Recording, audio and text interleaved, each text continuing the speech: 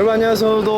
한자대 BJ입니다. 젊음의 거리 홍대에 나왔습니다. 사실 학교 다닐 때 진짜 홍대 많이 왔는데 저 걸어서도 올 수 있거든요. 그래서 홍대 앞 9번 출구에 얽힌 추억이 진짜 많은데 굉장히 오랜만에 홍대 나들이를 왔습니다. 바로 여기 호록 이 T스테이션에서 운영하는 이 공간에 왔는데 사실 여기가 주인공은 아니에요. 그냥 소개를 해드리는 거예요. 오늘의 주인공인 맥코넬스 위스키가 여기 있다 그래가지고 찾아왔거든요. 같이 들어가서 한번 만나보시죠. 와, 인기가 엄청나네요. 와인 있고 막걸리 있고요. 분위기가 너무 좋다. 내가 생각했던 것 이상인데 사람 엄청 많네. 비어 스테이션 있고요. 와, 지하철역처럼 이렇게 해놨습니다.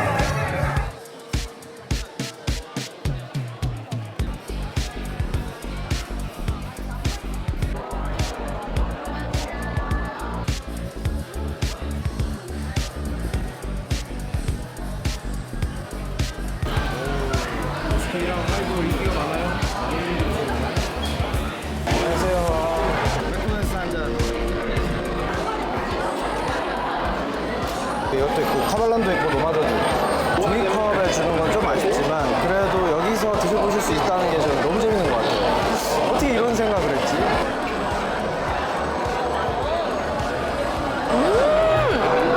너무 부드럽고 좀 고소하고 되게 버터리하고 달달하게 입안을 감싸주는 고소한 향? 먹는 게 부드러워요. 그런 좀 단맛이 좀 확 옵니다.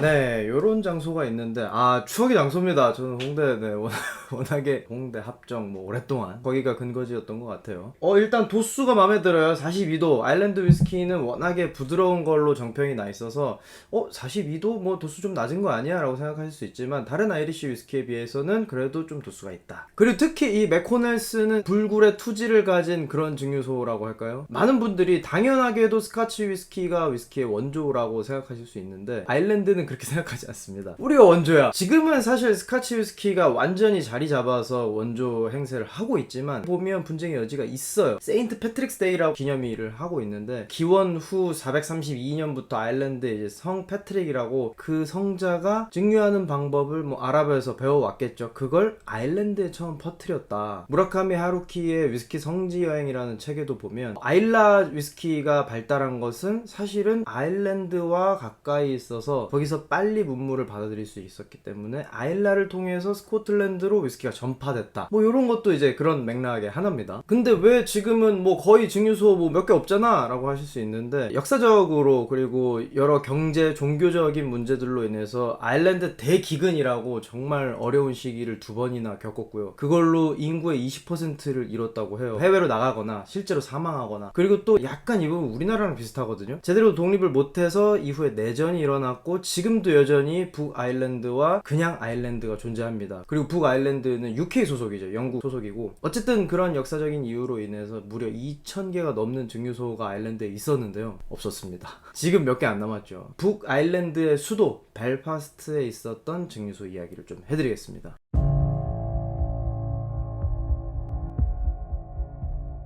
이 맥코넬 이름의 주인이죠. 1776년 휴 맥코넬이라는 아저씨가 정말 많이 등장하는 식료품점을 벨파스트 시내에 운영을 했습니다. 우리한테는 그렇게 알려져 있지 않은데 저는 사실 예전에 여행할 때 한 일주일 정도 더블린에서 차로 한 2시간 정도면 갈 수 있고 가는 길에 나라가 다르다고 해서 여권 검사나 이런 거 없습니다. 버스 타고 그냥 올라갑니다. 다만 화폐가 달라요. 여기는 유로를 쓰고 거기는 파운드를 쓰니까 아무튼 재밌죠. 자이언트 커즈웨이라 그래갖고 주상절리 우리 제주도 가면 볼 수 있는 그런 자연경관 도 아름답고 음악적으로도 굉장히 발달된 그런 곳입니다. 뮤직 페스티벌 때문에 좀 오래 머물렀었는데 하드락 블루스 기타의 신 게리 무어가 또 여기 출신이기도 하고 요즘에도 밴드 문화가 굉장히 활성화돼 있어가지고 아무튼 이 휴 맥코넬이 급작스럽게 세상을 떠나고 그의 아내인 엘레노어 맥코넬과 그 자식들 아이들이 셋이 있었는데 그 중에 둘 존과 제임스가 이 가게를 물려받아가지고 좀 더 키웁니다. 사실 그때 1890년대 후반 이럴 때 벨파스트가 부흥하던 시기였습니다. 장사가 잘 됐으니까요. 그래서 이들은 1899년 남부의 라간강 유역에 크로맥 증류소까지 설립을 합니다. 크로맥의 우물에서 물을 길어다가 썼는데 그 물도 굉장히 좋았다고 해요. 위스키 만드는 메이커들은 항상 물 자랑을 하니까 좋은 물로 술이랑 진저에일 이런 것들을 만들었는데 이 당시에 벨파스트가 얼마나 잘 나갔냐면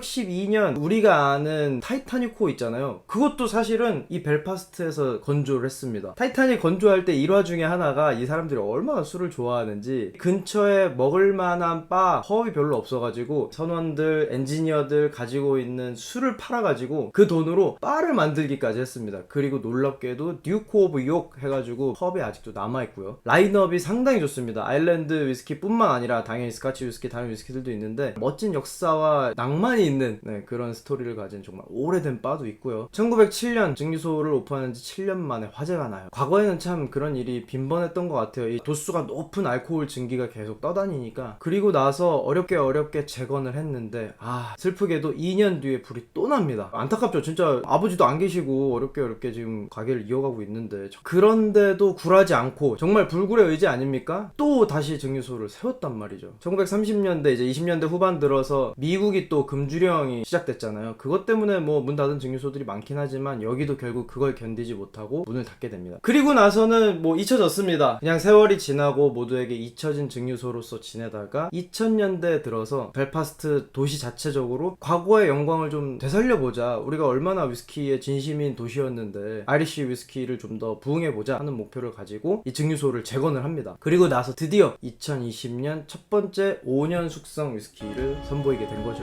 물론 아쉽게도 지금 마스터가 정말 노력을 많이 하고 계시지만 최근에 올해 완전 따끈따끈한 소식이죠. 스코틀랜드의 포사이스 증류기를 들여와가지고 증류기 등치가 크니까 항구에서부터 정말 어렵게 이렇게 큰 트럭에 실어가지고 이렇게 크레인에 매달아서 넣는 장면이 있는데 멋있더라고요. 이렇게 해서 증류기가 이제 막 들어왔고 올해 10월 첫 생산을 목표로 준비를 하고 있습니다. 그래서 요거는 이제 어쨌든 다른 데서 받아온 원액을 가지고 맥코넬스 이름을 달고 나오고 있고 어떻게 보면 신생, 어떻게 보면 정말 오래된 1700년대까지 거슬러 올라가는, 여기에는 1776년이라고 써있긴 합니다만 굉장히 공들여 만든 병 모양과 이게 정말 멋있어요. 아일랜드를 상징하는 이 하프가 이렇게 딱 있습니다. 이 뚜껑도 무게감이 있고 잔도 보세요. 아무래도 버번 캐스크 숙성이다 보니까 색은 그렇게 진하지 않습니다. 그래도 27년 경력의 마스터가 선정한 원액을 가지고 만들었으니까 뭐 대충 만들진 않았겠죠. 저 이 잔 되게 좋아하거든요. 이거 투아글라스라고, 이것도 아일랜드 잔입니다. 바닥이 이렇게 각이져 있어가지고 이렇게 쓰는 겁니다. 아일랜드의 산과 바다를 상징한 뭐 그런 잔이라고 하는데 너무 멋있죠. 아일랜드의 그런 부드러운 맛도 좋지만 요건 약간 스파이시? 그러면서 약간 바나나 향? 이런 게 너무 좋아요. 뭐 5년 숙성이라 그렇게 깊은 맛이라든가 이런 걸 주진 않지만 열대 과일향 중에서도 저는 이제 잘 익은 바나나. 그리고 이게 다른 버번 캐스크 사용한 위스키랑 조금 다른 차이가 라이트 차링을 했답니다. 그러니까 캐스크 내부를 그렇게 많이 태우지 않은 거죠. 그래서 약간 단맛이 지배적이지 않고 과일의 맛이 더 잘 나는 것 같습니다. 도수가 또 42도다 보니까 약간 심심할 수 있는 아이리쉬 위스키의 캐릭터를 좀 더 부각시켜줘서 덜 심심하게 만들고 약간의 피니쉬까지 남게 해줘가지고 입안에 아직도 아주 부드러운 그런 향들이 남아있거든요. 우리 미스 드러나보면은 요걸로 만들 수 있는 여름에 드시기 좋은 그런 칵테일도 한 잔 소개해드릴 테니까 같이 한번 보시죠. 금딱지 그치? 멋있지? 이 뚜껑도 묵직하니 아주 좋아.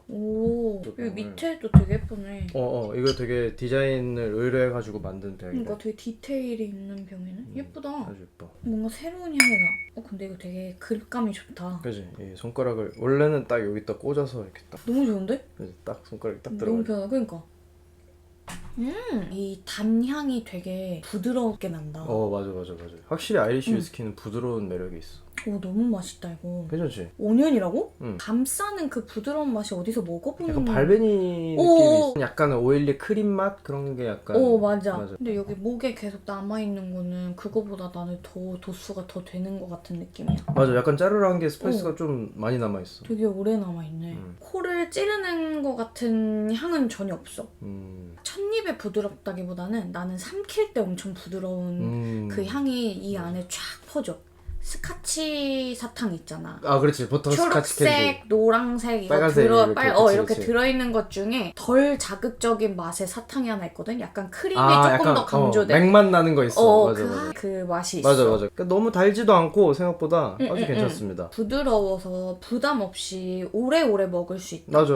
지금 내가 지금 먹기 너무 딱 좋은 위스키인 것 같아. 지금 오자마자 앉은 건데 하루의 더위와 피로를 풀어주는 여름용 레시피가 있습니다. 그때 여자 바텐더 바텐더분이 계셨어. 자기가 맛있는 걸 하나 만들어주시겠다는 거야. 그날 거기서 3잔 먹고 완전 큰일 난다 취해가지고. 이거. 그래, 완전 취하는 술이야. 이게 독하거든. 근데 진짜 내가 너무 좋아하는 신기하네. 칵테일이란 말이야. 마침 또 이 베일리스도 아일랜드에서 만든 아이리시 리큐르고 기네스에다가 무시무시한 술입니다. 와인샷 드링킹을 하셔야 되기 때문에 아이리시 카밤이라는 이름 자체가 자동차 폭탄 IRA라고 이제 무장단체들이 아일랜드에 활동했었는데 그 당시에 실제로 있었던 자동차 폭탄 테러에서 영감을 얻어서 만든 술이에요. 그래서 영국 가서 시키시면 안 돼요. 영국이나 아일랜드 가서 이거 시키시면 안 돼요. 미국 가서 911 칵테일 하나 주세요. 약간 이런 느낌인 거죠. 집에서 만들어 드시라. 간단합니다 레시피. 편의점 가면 베일리스 이거 작은 병 팔거든요. 큰 병도 필요 없어요. 이거 하나를 요 크림 리큐를 싹 따르고요.